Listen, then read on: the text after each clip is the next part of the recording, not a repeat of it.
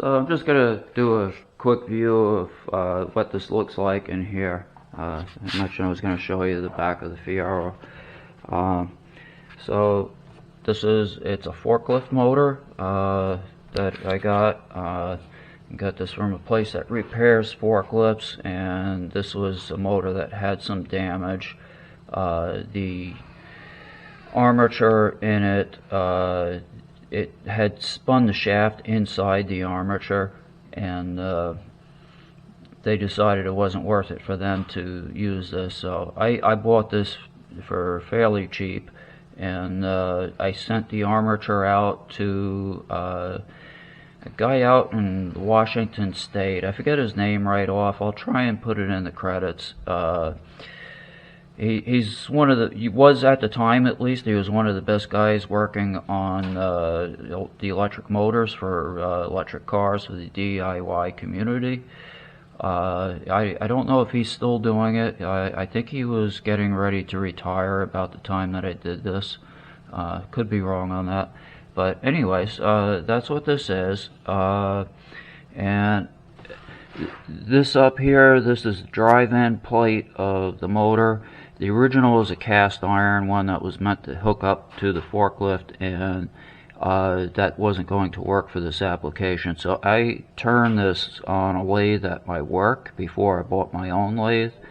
And the only thing I had done is, because I didn't have a mill available at the time, I hired someone to mill out these slots for the fan in here. There's a fan behind that keeps the motor cool. And then this plate up here is the adapter plate that goes up to the transmission. And you know, I didn't use any CNC or even DRO on this. I pretty well just did it by hand at the time. Made a transmission on top of it, marked all the holes off, just did transfers, and drilled it out by hand and put it together. But I got it lined up pretty good, and everything, you know, ran good. I've got 1,400 miles on this before the battery started to give out. I drove it for about a year, not including the winter. And yeah, that's pretty much it. I was working on my own motor controller back when I did this, but I got reasonable results up to a point, but it wasn't good enough for highway use yet. I couldn't get the voltage high enough to get the high speeds. So I ended up buying this. This is a very good commercially made controller by Evanetics. Guy did beautiful artwork on the machining on this thing. Well, the originals were machined. This one, I believe, is a casting once he started doing it commercially. But still, beautiful work on it. The thing works fantastic. I'm sure these guys are still doing it. They've probably got much better models now. I think at the time I got this, he had two. He had this one, which is a 600 amp, and he had a 1,000 amp version as well. And I think now he's got a 2,000 and maybe more. It's been a long time since I looked at the site. But good company from what my experience with them anyway. This is a combination. You can do it air cooled, but it's limited on air cooled. It will heat up pretty fast. You can see the hoses. It has water cooling as well, and once you hit the water cooling up to it, you can get continuous run at the 600 amps or close to it. So, you know, going up a hill is not a problem as long as you got battery power for it. That's the radiator. It doesn't take a lot to keep it cool. And down below that is just a homemade charger for the batteries. What I have in there is a Variac. Lets me change the voltage to adjust for the charge rate and the number of batteries I have. Right now it's turned down real low because I only had 3 batteries in here at the time. When I had this on the road, there were 12 batteries in here. It was a second rack in here that made a second layer. And quite a bit in here. There's also a bracket down here, which I don't have one in it at this point, but another battery sat down in that bracket. So on the front end, you know, this under the hood, but you know, the Fiero is a rear engine. setup. So there's not a lot going on here, but there are a few things I want to point out. I had put in metal halide headlights. These may eventually go to LED. They weren't legally available at the time I did this. They came out just like 2 years after I did this. I would have preferred LEDs in it. So if we can see down here, because there is no gasoline engine to supply vacuum for the brakes, and unfortunately it's kind of dark, but this is a cylinder here. It's stainless steel, and inside it I put an air pump that pumps air out of that cylinder and creates a vacuum inside that tank. And then there's a secondary tank down below it that has a larger volume and doesn't have anything in it. That's basically a storage tank for the vacuum that's created. I just made that out of PVC, sealed everything up, and that gets plumbed up to the brake booster up here. It's a little noisy, but it does the job. And then up here you'll notice this battery. This one is not for the traction motor. It just supplies system power for headlights, wipers, and to turn on the motor control. It has separate power for that. Up here, this little box, I used an old computer power supply just for the case, but inside there I made a custom circuit board, and I use a pressure transducer in there that monitors the vacuum and the vacuum system, and that turns on and off the vacuum pump for the brakes.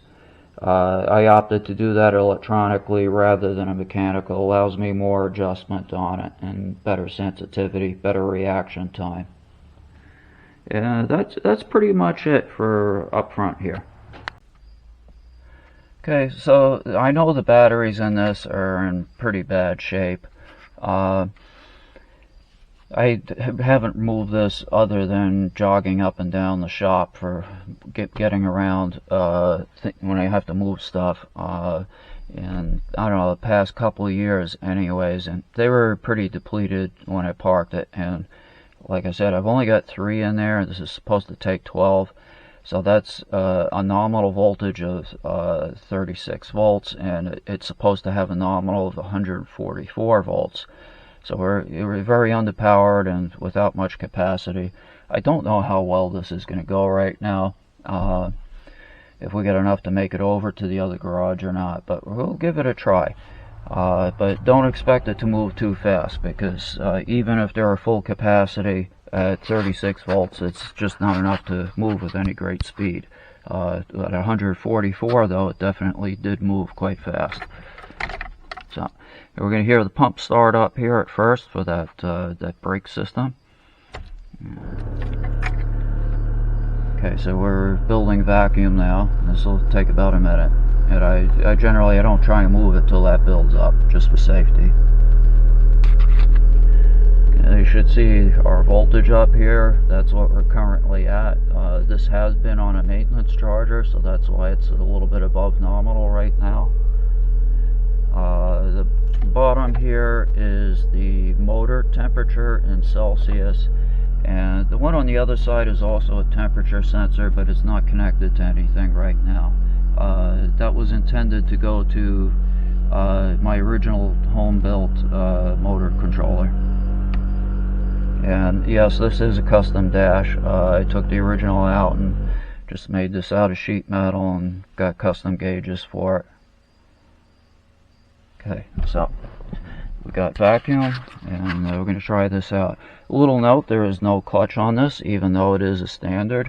With the electric motors, it is not absolutely necessary. You just need to time your shifting with the load, take your foot off the accelerator, and bring the load off the motor when you shift. Okay, so let's see what we got. Let's see if we can just set this up here. I don't have a proper mount set up here, but there we go.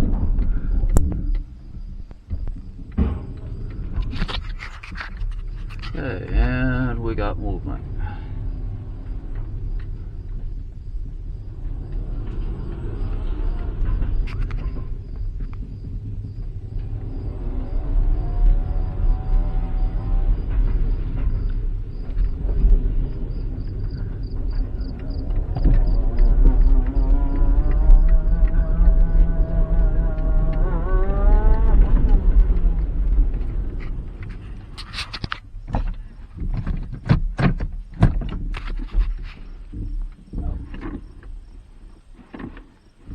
Okay, and I think what's happening is I'm dropping my voltage because it just stopped again. Reset this. The controller is set up such that if the battery voltage drops below a certain point, it will shut off to protect your batteries.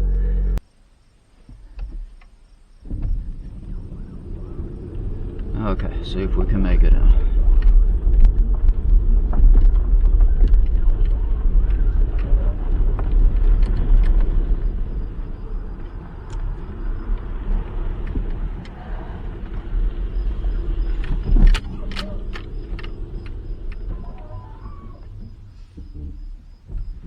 Yeah, and I think that does it. We're in the garage.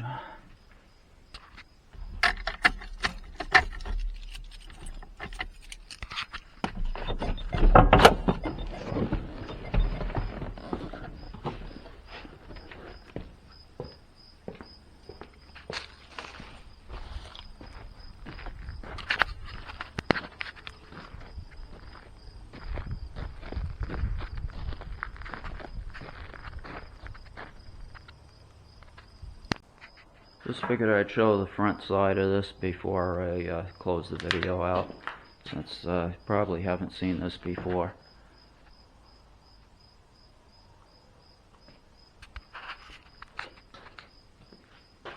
Okay, thanks for watching.